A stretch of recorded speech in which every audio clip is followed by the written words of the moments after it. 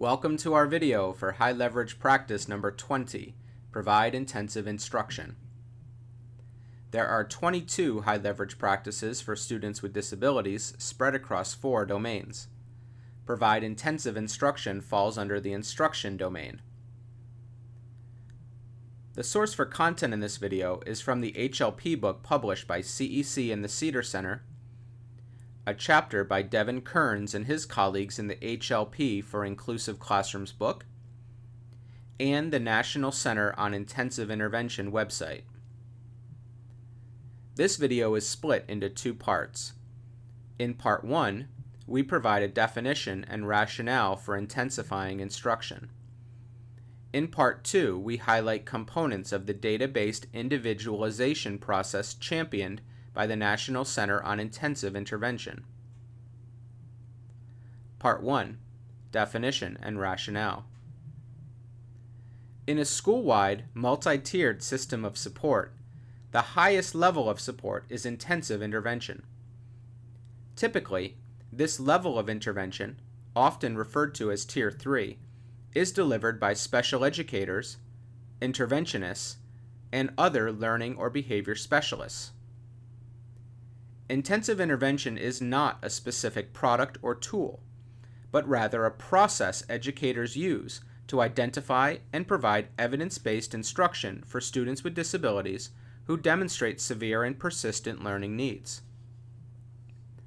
In practice, intensifying intervention can mean reducing the size of instructional groups, adding instructional time to target a student-specific area of deficit, integrating academic or behavioral supports, tightening the link between student needs and intervention, and using strategies and tools that are not utilized in Tier 1 or even Tier 2.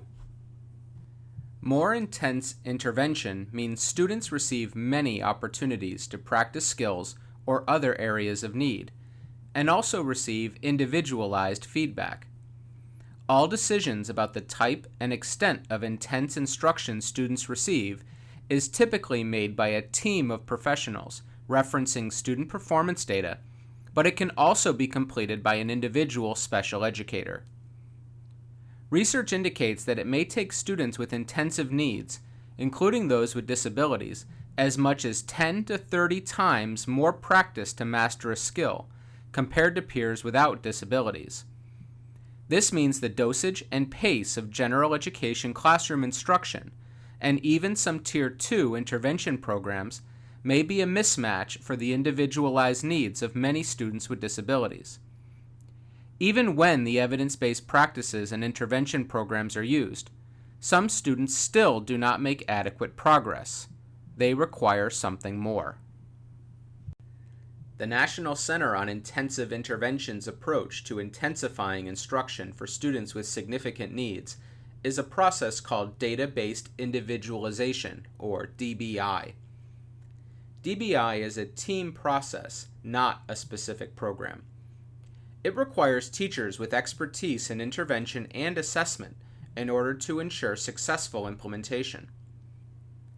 DBI is a research-based process for individualizing and intensifying instruction through the systematic use of validated intervention programs, progress monitoring, diagnostic data, and research-based adaptation strategies. The DBI process is not for every student. Only the small group of students with the most severe and persistent learning or behavioral challenges. DBI is most likely to be effective when it is layered on top of high-quality, evidence-based instruction at Tiers 1 and 2 and implemented by skilled professionals. We expand upon DBI in Part 2 of this video.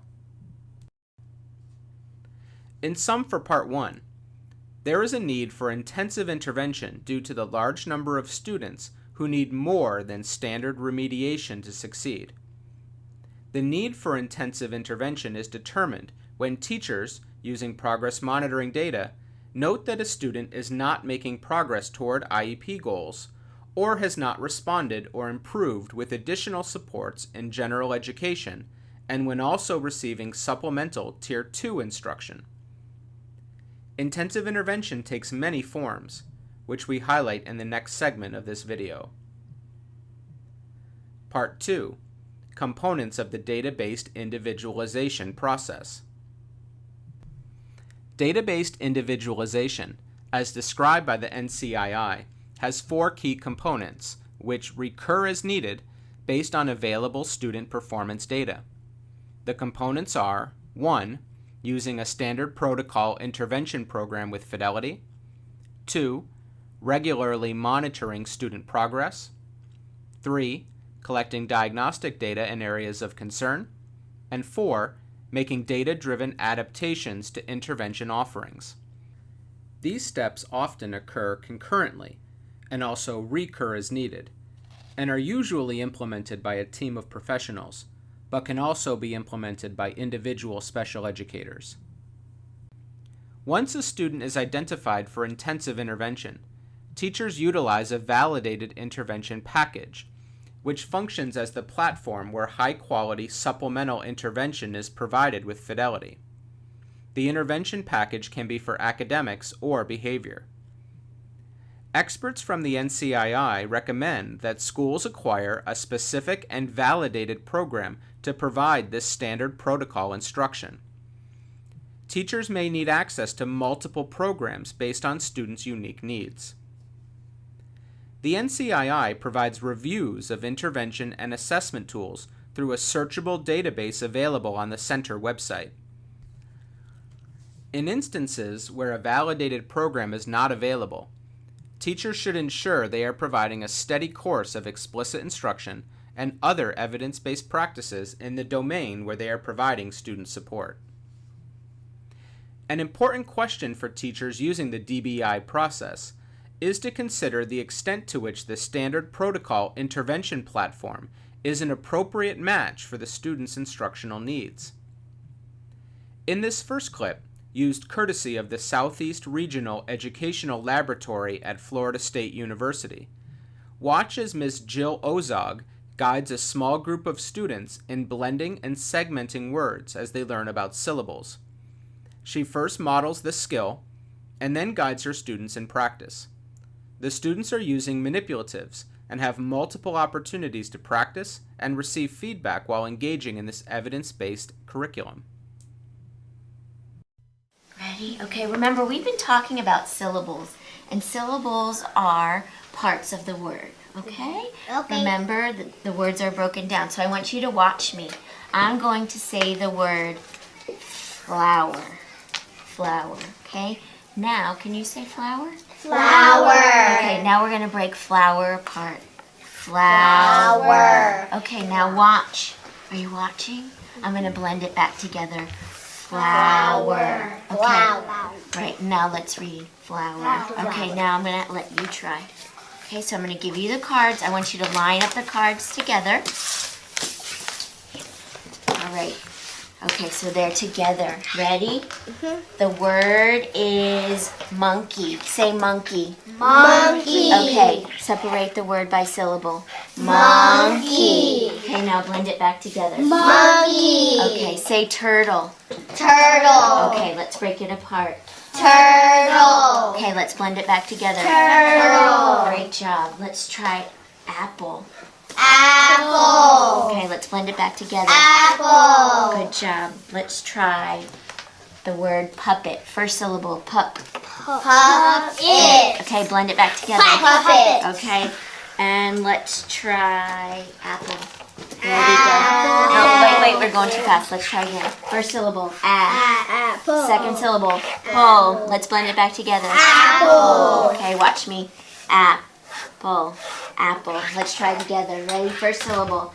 Apple. Second syllable. Pull. Blend it together. Apple. Good job.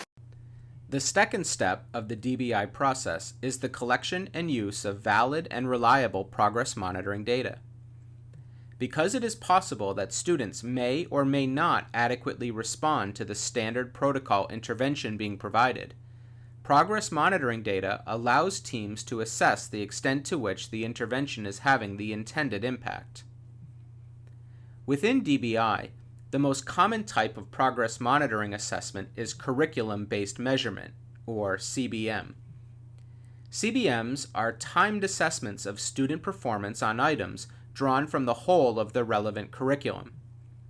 Teachers establish a goal for the student and then graph data to evaluate progress. When progress towards the goal is being made is indicated by an upwards trajectory, the team would keep the standard protocol program in place. When growth is below the goal, or flat, the teams comes together to try to understand what is going wrong. However, in instances where the teacher is tracking errors or problem behavior, you may look for a downward trajectory as evidence of progress. When students are not making adequate growth as indicated by CBMs, teachers use additional diagnostic information to try to figure out the root cause of the academic or behavioral challenges. These data may come from standardized instruments, teacher observations, error analyses of progress monitoring data, and regular class assessments. The intervention teams use these data to develop a hypothesis about the student's unique needs and then plans instructional changes accordingly. The team focuses on the area of student struggle most likely to result in performance gains in priority areas. In this video, Dr. Erica Lemke facilitates a mock data meeting with Michigan's Integrated Behavior and Learning Support Initiative personnel. This clip shows the team describing the current intervention program of Steve, a fictitious student. Ms. Courtney Buck, playing the role of Steve's teacher, shares data with the team detailing his current performance, while other members of the team offer additional details about his intervention history. And do you want to talk a little bit about the graph data? Oh, sure. So we've been measuring his progress on a few different measures throughout the year. One is nonsense word fluency, where we are looking at is he able to use sort of that letter sound correspondence to figure out not real words that aren't real. And so we are seeing, I mean, his goal is set pretty high. If you're on page 6, you can see he can say those letter sounds. He's getting about 34 correct in a minute right now. He started out in September at about 28, so we are seeing progress. Not quite at the point where he's on track to meet that goal that we have established by about the middle of January, but we are seeing progress, which is good. So if we're looking at his more current data, for nonsense word fluency, whole letters read, we can see that he's making progress above our aim line, which is really good. We see that he's stagnating just a little bit where he is right now, but we have seen that he continues to be above that aim line, so we are happy with that progress. Just like Mr. Vail said, we're seeing progress. Okay? So if you flip over to page 13, you will see oral reading fluency, correct words per minute. And you'll see again that he continues to make progress. He's again below that aim line or trajectory line where we want to see him to be on track to meet that goal in January. But in general, again, continues to make pretty consistent progress.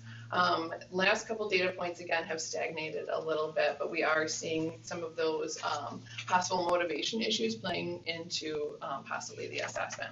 Now what we're really celebrating is his accuracy in first grade material. So if you flip to page 14, you'll see that he, just like Mr. Vail said, that he's reading very accurately, or his accuracy is improving quite a great deal in first grade materials. So again, keeping in mind that he's being monitored on first grade materials here, and we're in second grade, which is why we don't always see that transfer into our materials, but we are really celebrating that his accuracy has improved. Perfect. Yeah, great. Thank you so much. Thank you so much for getting all that data together. yeah. I know that's a lot to put together to bring, but Absolutely. it really helps that conversation flow. The final component of the DBI process is to make needed adaptations to the intervention approach.